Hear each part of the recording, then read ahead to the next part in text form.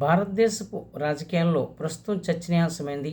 లోక్సభలో మిత్రపక్షంగా ఉన్నటువంటిది ఎన్డీఏ కూటమిలో రెండవ అతిపెద్ద పార్టీ ఏదంటే ఎన్సీపీఐ, అంటే Nationalist citizen party of India.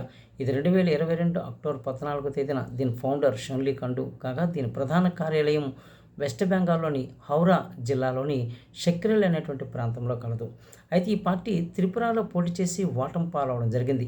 భారతదేశంలో తూర్పు ప్రాంతంలో త్రిపుర, పశ్చిమ బెంగాల్, అస్సాం పాలిటిక్స్లో ఇది పూర్తిగా ప్రాబల్యం కలిగి ఉండడానికి ప్రయత్నం చేసినప్పటికీ ఓటమిని చవిచూడడం అనేటువంటి జరిగింది.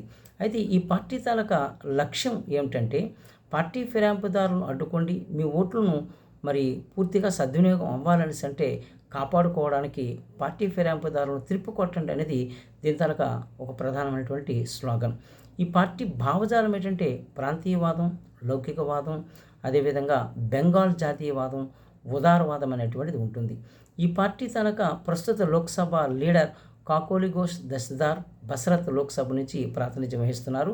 ఎన్సీపీ ప్రజెంట్ జాతీయ అధ్యక్షుడు ఎవరంటే మరి జ్యోతి ప్రకాష్ చటర్జీ. అయితే ఎన్సీపీఐ అనేటువంటిది భారతదేశం తూర్పు ప్రాంతంలో ప్రాబల్యం కలిగినప్పటికీ నేడు లోక్సభలో తృణమూల్ కాంగ్రెస్ పార్టీకి చెందినటువంటి 20 మంది ఎంపీలు ఈ ఎన్సీపీలో చేరడం నేడు చర్చనీయాంశమవుతుంది. పార్టీ ఫిరాయింపుదారులను అడ్డుకోండి అనేటువంటి పార్టీ నినాదమే అందుకు రివర్స్గా తృణమూల్ కాంగ్రెస్ పార్టీకి చెందినటువంటి 20 మంది ఎంపీలను ఇందులో చేర్చుకోవడం నేడు చర్చనీయాంశం అవుతూ ఉంటుంది. పార్టీలో ఉన్నటువంటి సిద్ధాంతం వేరు, ఆచరిస్తున్నటువంటి విధానం వేరైపోతుంది. అయారాం గయారాం పాలిటిక్స్ అనేటువంటిది ఒక సామెత. హర్యానాలోని హసన్లాల్ అంటే గయాలాల్ అనేటువంటి ఒక ఎమ్మెల్యే, హసన్పూర్ ఎమ్మెల్యే ద్వారా ఈ సామెత అనేటువంటిది ఏర్పడింది. అదేవిధంగా ఉత్తరాఖండ్లో హెచ్ఎన్ బహుగుణ కూడా ఈ పార్టీ ఫిరాయింపులను ప్రోత్సహించినట్లుగానే మనం చెప్పవచ్చు. నేడు అనేక దశాబ్దాల తర్వాత మరి వెస్ట్ బెంగాల్లో ఉన్నటువంటి తృణమూల్ కాంగ్రెస్ పార్టీ ఎంపీలు మరి ఎన్సీపీలో చేరడం నేడు చర్చనీయాంశం అవుతూ ఉంది. భారత లోక్సభలో దీనికి ఒక రకమైనటువంటి ప్రాబల్యం నేడు కనిపిస్తూ ఉంటుంది. ప్రజాస్వామ్య భవిష్యత్తు అయోమయంలో పడినట్లే లెక్క.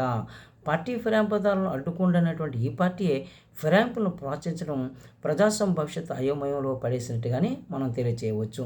మరి ఫిరాయింపుదారులకి నేడు గేట్లు తెరిచినట్లుగానే ఎప్పటికప్పుడు సిద్ధాంతాలను తొక్కినట్లుగానే నేడు కనిపిస్తూ ఉంటుంది. కాబట్టి ఇలాంటి విధానాల వలన రాజకీయ ప్రజాస్వామ్యం అనేటువంటిది, పొలిటికల్ డెమోక్రసీ అనేటువంటిది పూర్తిగా స్వేచ్ఛాయుతం కాకుండా ఒత్తిడికి లోనవుతున్నట్లుగా మనం చెప్పవచ్చు. ఒక ప్రభుత్వాన్ని నిలబెట్టాలంటే ఫిరాయింపులను ప్రోత్సహించడం నేడు మనం చూస్తూ ఉన్నాం. ప్రస్తుతం భారతీయ జనతా పార్టీలో చేరడము, ఎన్డీఏ కూటమిలో ఈ పార్టీ చేరడం అనేటువంటిది నేడు చర్చనీయాంశమైంది. కాబట్టి దీని మీద మరి రాజకీయపరమైనటువంటి ప్రశ్నాపత్రం అనేది మనకు ఉంటుంది. ఎన్సీపీఐని ఫౌండర్ ఎవరంటే షన్లీ కండు. ఈ పార్టీ 2022 అక్టోబర్ 14వ తేదీన స్థాపించారు. ఇది భారత ఎన్నికల సంఘంలో రిజిస్టర్ అయింది 2023లో అయింది. ఇది 7 కిరణాల మధ్య మెరుస్తున్నటువంటి పాలి దీని తల గుర్తు. ఇది లైట్ లైమ్ కలర్ కలిగి ఉన్నటువంటిది. ఇది భారతదేశ తూర్పు ప్రాంతంలో అంటే త్రిపుర, అస్సాం, వెస్ట్ బెంగాల్లో కొద్దిగా ప్రాబల్యం సంపాదించడానికి ప్రయత్నం చేస్తున్నట్టుగా మనం చెప్పవచ్చు. అయితే ఈ పార్టీ అనేటువంటిది ఫిరాయింపులను ప్రోత్సహించడం నేటి ఆధునిక కాలంలో ఇలాంటి విధానాలు ఉండడం అంతా చర్చనీయాంశం అవుతుంది.